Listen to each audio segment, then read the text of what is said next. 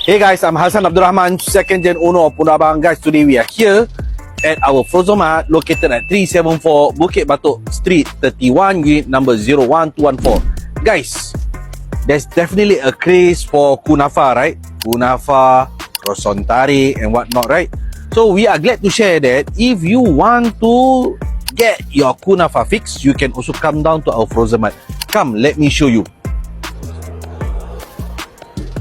You masuk sini je first and foremost, terus kunafa guys. You tak payah nak queue, okay? 8 jam ke berapa jam semua dah tak payah lagi.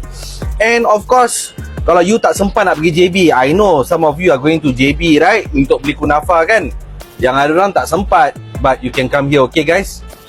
So, we have a few kunafa for you to choose from. The flavors, okay guys? Come, let me show you a bit more closer. Okay, there's Ferrero, okay? There's Ferrero. There's cookies and cream. There's tiramisu. Ni you are my favorite lah, red velvet. Ada bueno. Pistachio jangan cakap lah guys. Dah tinggal ni je. Nanti nak kena top up. Ada hazelnut. Ada matcha. Ada lumut chocolate. Lumut cheese. Milk chocolate. Okay guys? Dark chocolate ni.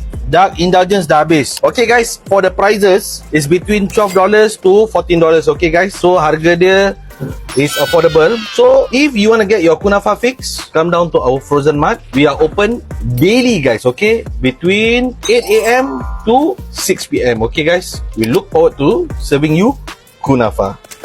Order now from pondoabang.com.